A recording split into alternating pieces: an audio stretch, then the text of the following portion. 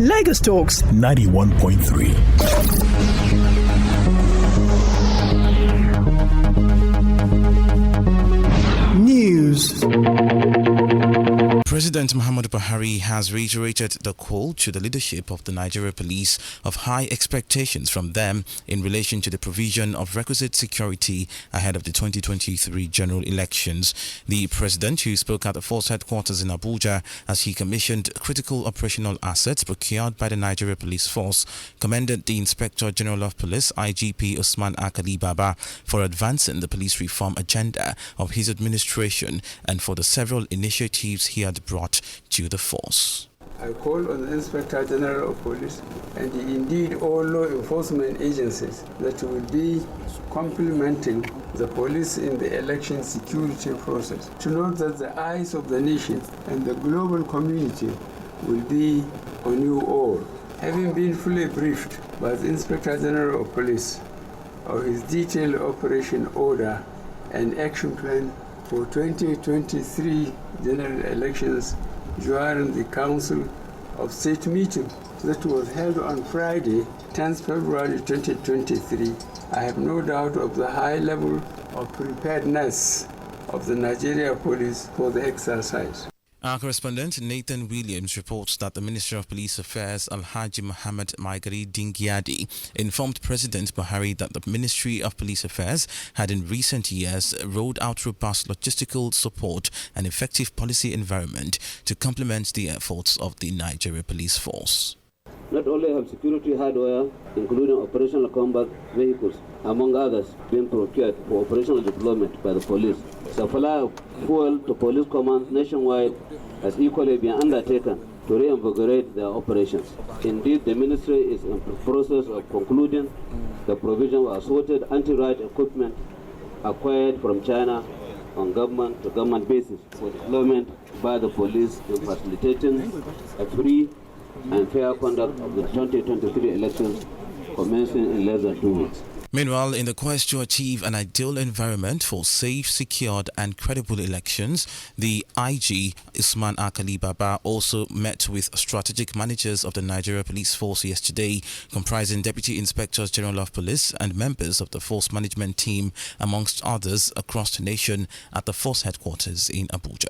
The Nigeria Police Force has the responsibility to stabilize the internal security order within the country before, during and after the election. Consequently, I am reiterating that you ensure no political actor or miscreant is able to subdue any part of the civil space under your command. Beyond these mandates, under the Electoral Act 2022, as amended, the Nigeria Police is primarily responsible for securing the public space and the territorial integrity of the country before, during and after the elections, and this remains sacrosanct. The IGP had earlier alleged a plot by Oduduwa Nation agitators to disrupt the peace, security and electoral process in the southwest during the forthcoming elections.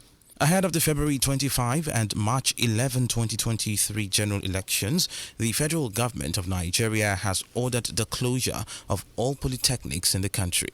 The directive was issued by the Minister of Education, Adamu, in a letter signed by an official of the ministry, I.O. Folorunsho, to rectors and provosts of all polytechnics, and that academic activities should be stopped between February 22 and March 14, 2023. The NUC had earlier ordered the closure of universities across the country within the same period to enable students participate in the elections.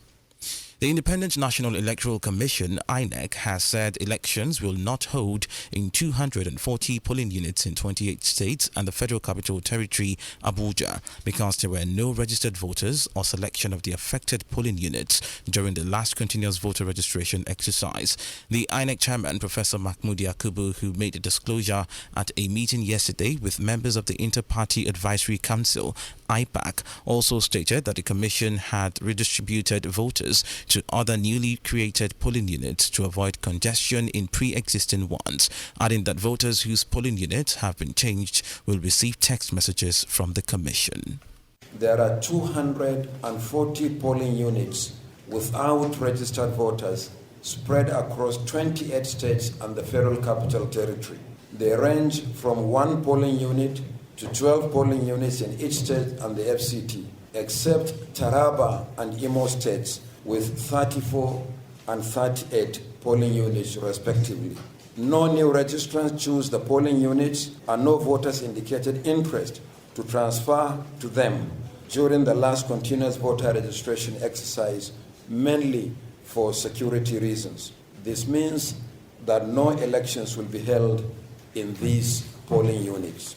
Our correspondent Raliat Adinekon reports that the INEC chairman assured the gathering of political parties' leaders that no results will be recorded from the identified polling units, as he further disclosed that the number of polling units have reduced from 176,846 to 176,606. In his remarks, Chairman of IPAC, Engineer Yabagi Yusuf Sani, advised INEC not to postpone the elections, as he appealed to political parties to be prepared to submit themselves to the outcome of the polls. The 2023 general elections seemingly will be a watershed in the history of elections in Nigeria. Today, the tide has changed because an unknown party could pull a surprise to the greatest chagrin of all.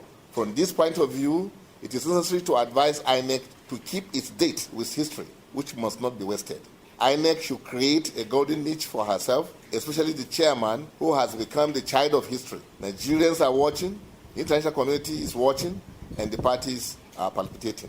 I therefore call on all Nigerians of good conscience to take credible results of the election the way it is. At worst, parties should resort to the law court for adjudication. The Labour Party on Monday refuted claims that its Southwest members have dissolved into the All Progressives Congress, the APC, saying it was fake news. The Director General of Obidati Presidential Campaign, Mr. Akin Oshuntokun, who said this while interacting with newsmen in Abuja, expressed worry over the spate of fake news against the Labour Party and urged its supporters to always check with the party to clarify any information. Oshuntokun said that a report in newspapers over the news had mentioned the title of the leader of the defectors as the chairman of the Labour Party in the Southwest Zone, whereas neither the title nor the names purportedly listed as the members dissolving into the APC are known to the party, as it only had zonal coordinators of the Presidential Campaign Council. The Managing Director, Lagos State Metropolitan Area Transport Authority, Lamata, Mr. Abimbola Akinjo, said the state government had commenced the test running of the 13 kilometers Lagos Blue Line rail service train. Akinjo, who disclosed this at the commencement of the test running in Lagos on Monday from Marina to Mile 2, said that the exercise would last between 2 to 3 months to enable Lagos residents enjoy the free ride before commencing the full rail operation in April. Akinjo said the test running would be carried out 3 times in a week over the next 2 months, and interested Nigerians who wishes to join the free train ride should send their email address to Lamata to enable them book them for the free ride within the week.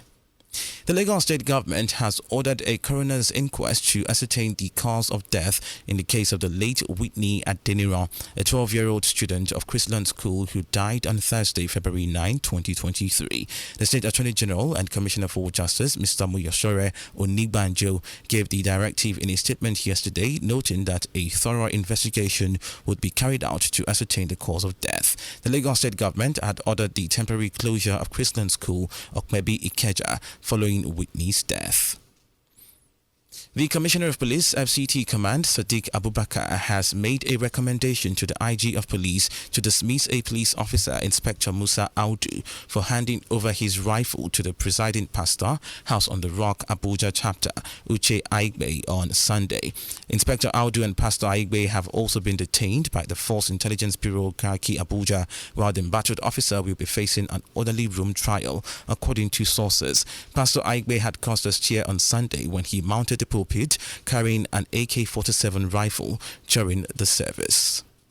Equatorial Guinea on Monday confirmed its first ever outbreak of Marburg virus disease, which has also killed 9 persons in the country. According to the WHO, preliminary tests carried out following the deaths of at least 9 people in the country's western Ki-Intem province turned out positive for viral hemorrhagic fever. Marburg virus disease is a highly virulent disease with a fatality ratio of up to 88%. It is also in the same family as the virus that causes the Ebola virus disease. All political terms in office in Gabon will now last 5 years, President Ali Bongo announced on Monday. Until now, presidents officially served 7-year terms and senators served 6-year terms. However, Mr. Bongo, who has led the country since his father's death in 2009, has not made any statement regarding a new limit on the number of terms a president can serve. As things stand, presidents, MPs and senators can run for office as many times as they like. The Chartered Institute of Bankers of Nigeria has reiterated the statement of the Central Bank of Nigeria, reassuring Nigerians that the banking sector in the country remains very sound and safe. The CIBN disclosed the soundness of the banking industry has been reaffirmed severally by the Central Bank of Nigeria as the only body best suited to assess the strength of the financial industry in the country.